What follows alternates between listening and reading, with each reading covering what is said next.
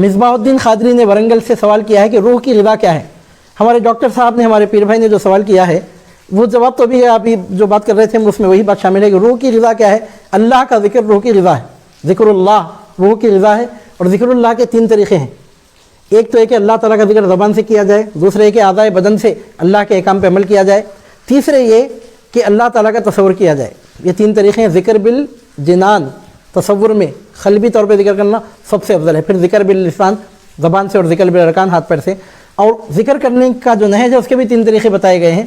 ایک تو ہے کہ ڈائریکٹ اللہ تعالیٰ کا ذکر کرے، لا الہ الا اللہ پڑھے، یا حیو یا قیوم کا ورد کرے، قرآن کی تلاوت کرے.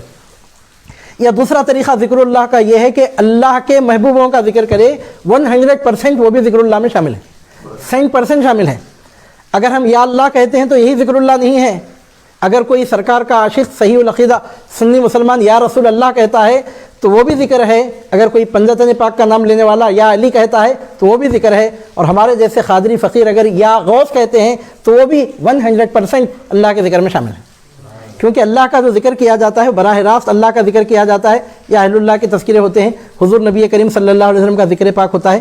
تو اللہ کا ذکر چاہے براہ راست کیا جائے یا اہل اللہ کے ذکر کے واسطے سے کیا جائے، اللہ کا ذکر روح کی غذا ہے. یہ بات خاص طور پہ میں نے آپ کے سامنے اس لیے عرض کی ہے کہ بارگاہ شریف میں محفل ہو رہی ہے، ذرا شریعت کے ساتھ طریقت کا سایہ بھی اگر ساتھ لے کر چلیں تو ذرا ہر طریقے سے بات مکمل ہوتی ہے. اور ہمارے جیسے لوگوں کو زیب دیتی ہے بات. آدمی جس مقام پہ جہاں بیٹھے تو اس کے مناسب بات کریں تو اس کو سوٹیبل ہوتی ہے بات.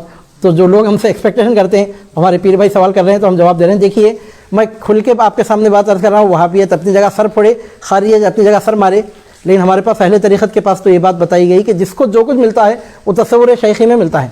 تصور شیخ کے بغیر کسی کے لیے کوئی دروازہ کھلتا ہی نہیں ہے. اور تصور شیخ کے بارے میں لوگ حیرت میں پڑھتے ہیں کہ یہ تو غیر اللہ ہے، غیر اللہ کا تصور، غیر اللہ کی یاد. میرے بھائی غیر اللہ نہیں ہے، وہ اہل اللہ ہے.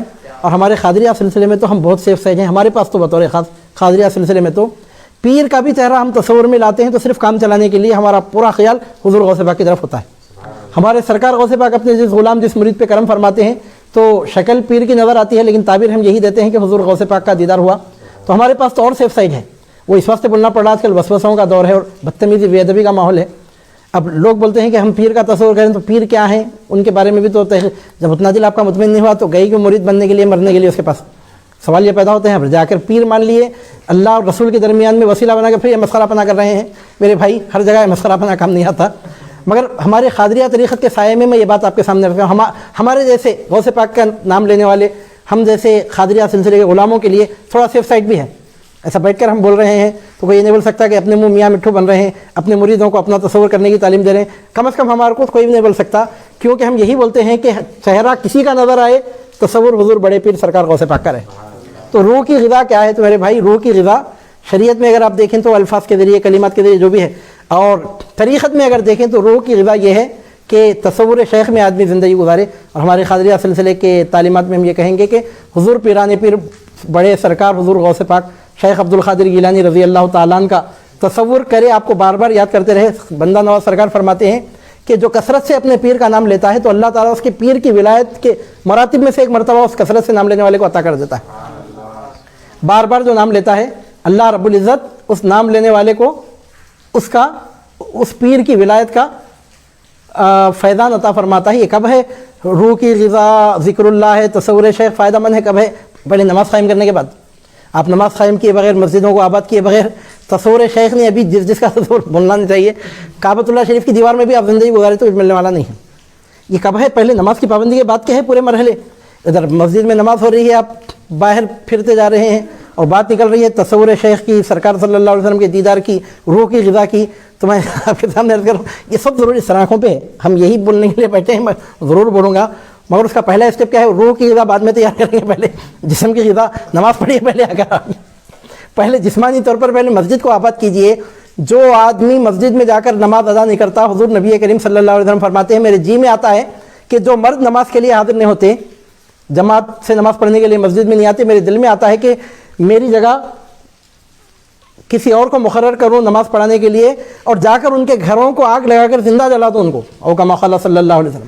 ایسی سخت ناراضگی حضور نبی کریم صلی اللہ علیہ وسلم نے ان لوگوں کے بارے میں فرمائی جو مسجدوں کو آباد نہیں کرتے. اور ایک بات بھی میں آپ کے سامنے عرض کر رہا ہوں, اب ذرا وظائف کی بات نکل پڑی ہے, اب بارش بھی ہو رہی ہے, ہمارے کو بھی 10-15 منٹ لگیں گے جانے کے لیے, تو 2-4 منٹ اضافہ آپ کا ٹائم لگے. میں بول رہا ہوں کہ جب ذکر کی بات نکل رہی ہے, درود شریف کی کثرت کی بات نکل رہی ہے, تصور شیخ کی بات نکل رہی ہے, تو عزیزان محترم دیکھیے بیسک چیز نماز قائم کرنا ہے, بالکل الصلاۃ و عماد الدین, شریعت, طریقت, حقیقت, معرفت, ابھی کیا کیا آپ کو بولنا تھا, سب کی بنیاد نماز ہے. پہلے معراج ہوتی وہاں, اور اس سے بڑھ کر کہیں بھی کچھ بھی نہیں ملتا. الصلاۃ و معراج المومنین, یہ کسی کے پیر کا, کسی کے دادا پیر کا طریقہ نہیں ہے, نبیوں کے امام, رسولوں کے تاجدار, حسنین کریمین کے نانا جان کی سنت ہے. اگر کوئی آدمی کسی سلسلے میں داخل ہے, روحانی غذا حاصل کرنا چاہتا ہے, باطن کی صفائی چاہتا ہے, قلب کو پاک کرنا چاہتا ہے, اس کے لیے 2 آپشنز ہیں. فرسٹ آپشن یہ کہ پہلے نماز قائم کرے, مرد ہے تو حتی الامکان مسجد میں آ کے نماز پڑھے. اس کے بغیر پورا قرآن شریف اگر گلے میں بن کے بھی اگر وہ پھرتا رہے گا تو اس کو کچھ ملنے والا نہیں ہے.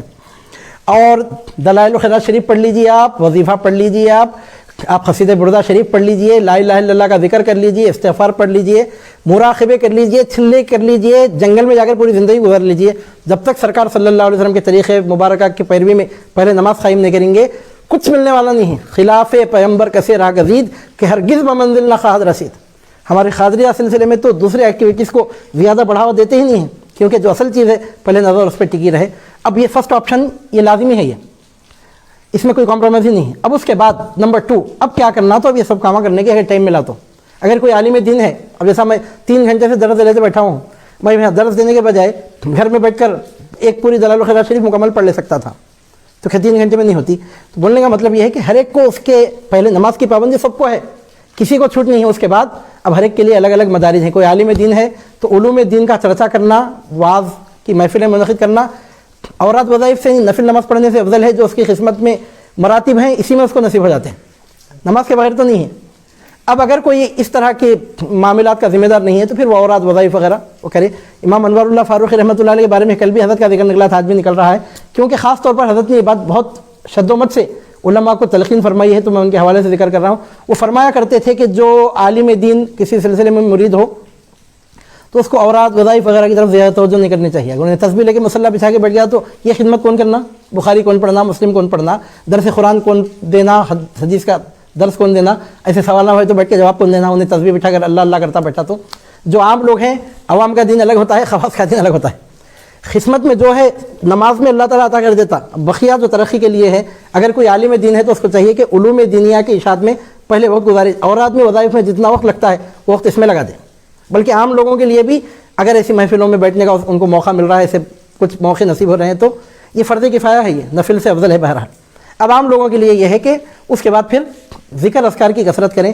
اور ہم بارہا بولتے آ رہے ہیں کہ سلسلہ قادریہ عالیہ میں سب سے اہم ترین جو ذکر ہے, سب سے اہم ترین ذکر وہ کلمہ لا الہ الا اللہ ہے. اسم ذات کا ذکر بھی ہمارے پاس اس کے بعد ہے.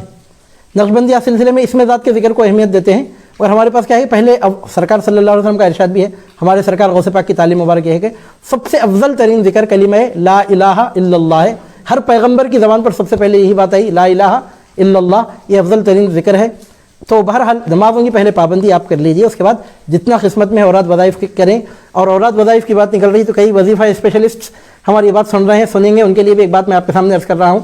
سیدی پیر احمد ظفر الگیلانی القادری قدس اللہ تعالیٰ سرہ العزیز, جو 2014 تک سرکار بڑے پیر حضور غوث اعظم دستگیر رضی اللہ تعالیٰ عنہ کے بارگاہ عالیہ کے سجادہ نشین تھے, وہ فرمایا کرتے تھے کہ اورات وظائف میں گنتی مکمل کرنے میں آدمی کو منہمک نہیں ہونا چاہیے.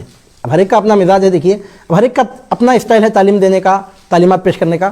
حضرت یہ تعلیم پیش فرماتے تھے جیسا بعض لوگوں کی عادت ہوتی ہے کہ آج اتنا پڑھ کے ہی اٹھنا ہے, چاہے آنکھ لگ جائے, چاہے توجہ باقی رہے, چاہے دلچسپی نہ رہے. آپ نمازوں کی پابندی پہلے کی, اس میں چھوٹ نہیں ہے, اس میں آپ جماعت کی نماز کو ریاکاری بول کے چھوڑ نہیں سکتے. ہیلے بہانے اگر بنائے تو امام ابو حنیفہ تو قید کرنے کا حکم دے رہے ہیں, بقیہ اماموں کے پاس قتل کر دینے کا حکم ہے. وہاں تو خسکم جہاں پاک بے نمازی مر گیا تو انہیں مر گیا تو پورے زمین والوں کو فائدہ ہے, اتنا سخت حکم ہے. تو پہلے نماز کی پابندی ہو جانے کے بعد اگر آپ نماز پڑھنے میں, اور ایک بات بڑھوں آپ کو, آپ نماز پڑھ لیے وقت پہ اور کچھ بھی نہیں پڑھے, انشاءاللہ تعالیٰ بڑا نقصان نہیں ہے آپ کا. قسمت پہ آپ کے کیا کیا مراتب ہیں, اللہ چاہا تو انشاءاللہ نماز کے ذریعے سب حاصل ہو جائیں گے. اور نماز چھوڑ کے آپ اورات وظائف, روح کی غذا, قلب کا کلمہ پڑھتے بیٹھے تو کچھ ملنے والا نہیں ہے. پہلی بات تو یہ ہے. اور اس کے ساتھ ملا کے میں آپ کے سامنے یہ بات عرض کر رہا ہوں. اورات وظائف کے حوالے سے ایک بات مجھے یاد آ رہی ہے, تو میں اس وقت بھی بول رہا ہوں, بات ریکارڈ ہو رہی ہے, محفوظ ہو رہی ہے. اب یہ تعلیمات کیا ہے؟ یہ تعلیمات ہیں. لوگ بولتے ہیں آپ کے سلسلے کی تعلیمات کیا ہیں, وہ عجیب قسم کے ڈائیگرامات ڈال کر بولنا کہ یہ تعلیمات ہیں, وہ چار کفر چار شرک, وہ ضروری نہیں وہ تعلیمات, یہ اصل بیسک تعلیمات ہیں. اصل تو خدا میں خدا کون خدا نعوذ باللہ من یہ تعلیمات ہیں. تعلیمات یہ ہیں, تعلیمات یہ ہے کہ نماز قائم کرو, اقیم الصلاۃ لذکری, اللہ تعلیم دے رہا بندوں کو کہ میرے ذکر کے لیے نماز قائم کرو پہلے, وہ اقیم الصلاۃ لذکری. اس کے بعد آپ کچھ بھی نہیں کرے, بڑی غلطی نہیں کرے. اگر وہ چھوڑ کے آپ یہ دوسرے پکڑ لے کر بیٹھے ہیں دوسری چیزاں, تو کچھ ملنے والا نہیں ہے. اور سیدی پیر احمد ظفر الگیلانی القادری مدد اللہ قدس اللہ تعالیٰ سرہ العزیز نفعنا اللہ تعالیٰ بہ والمسلمین ارشاد فرمایا کرتے تھے کہ حضرت کو ارشاد فرماتے ہو, میں نے خود سنا 2007 میں جب انمول ہوٹل میں آئے ہوئے تھے حیدرآباد میں, تو حضرت فرما رہے تھے لوگوں کے سامنے, تو میں سنا تھا. لوگ آ کر اورات وظائف پوچھ رہے تھے حضرت سے, فری بیٹھے ہوئے تھے. میں بھی جا کر کچھ وظائف پوچھا, تو کچھ وظائف عطا کرے میرے کو بھی الحمدللہ, جن کو دل بلا عطا کرے. پھر اس کے بعد ایک کے بعد ایک آ کر پوچھنے لگے, تو بولے کہ یہ وظیفوں کی اجازتیں لینا اور اتنی تعداد میں پڑھنا, اس سے بڑھ کر اہم بات بتا رہا ہوں, سنو آپ لوگوں کو میں. اہم بات یہ ہے کہ آدمی جتنی دیر جو ذکر کرے فریش رہ کر کرے, یکسوئی قلب کے ساتھ کرے. آپ 100 مرتبہ لا الہ الا اللہ پڑھ لیجئے, لیکن یکسوئی قلب کے ساتھ, کانسنٹریشن کے ساتھ. ہفتے میں 1-2 مرتبہ 4 مرتبہ ذکر کی محفلیں منعقد کر لیجئے, گھنٹہ 2 گھنٹے. اب جلدی بول تو ویسا منٹ 2 منٹ میں ایسا بھی نہیں, 2 منٹ میں 4 رکعت نماز, کیا بولتے وہ buy 1 get 1 free, buy 2 get 2 free. 1 minute میں 2 رکعت, اس کی بات نہیں کروں, ایسے ٹھونگا مرنے کی بات نہیں کر رہا ہوں, اس کی بھی ایک لمٹ ہونا چاہیے. تو حضرت کے فرمانے کا مطلب یہ تھا کہ بعض وقت لوگ کیا کرتے ہیں کہ اب یہ طے کر کے بیٹھے ہوئے ہیں کہ آج یہ زکوٰۃ نکالنا ہے ہمارے کو, اب 300 بار پڑھنا ہے, 500 بار پڑھنا ہے, اور سمجھتے ہیں کہ بہت نفس پہ ہم زور ڈال رہے ہیں. ٹھیک ہے, میں اس کا انکار نہیں کروں, ہو سکتا ہے کہ بعض صوفیہ کے پاس وہ نفس کشی کا ایک ذریعہ مانا جاتا ہوں, ہمارے پاس تو نہیں. ہمارے پیر بھائیوں کے لیے, ہمارے پیروں کی تعلیم یہ ہے کہ آدمی خوش دلی, فرض میں چھوٹ نہیں ہے, وہ تو ہونا ہی ہونا ہے. نفل میں کیا ہے, آپ کی خوش دلی پر منحصر ہوتا ہے. جتنی دیر آپ کی طبیعت کی تازگی باقی رہے, برقرار رہے, جب تک طبیعت میں فریشنس رہے, کانسنٹریشن رہے, یکسوئی رہے, خشوع خضوع جب تک پایا جاتا رہے, اتنی دیر میں اورات وظائف کریں. ہاں, اگر کسی کی طبیعت الحمدللہ ذکر میں ایسی راسخ ہو گئی ہے کہ بہت دیر تک ذکر کرنے کے باوجود ان کی طبیعت میں خشوع خضوع پایا جاتا ہے, الحمدللہ بہت مبارک, ان کی تو بہت روحانی ترقی ہوں گی. لیکن ہر ایوریج آدمی سے ہم یہ ایکسپیکٹ نہیں کر سکتے. تو اورات وظائف کی حد تک یہ بات بھی ہے کہ جب تک طبیعت میں تازگی ہے, فریشنس ہے, مسلط نہیں کر لینا, جتنا شوق سے پڑھ سکتے ہیں اتنا پڑھیے.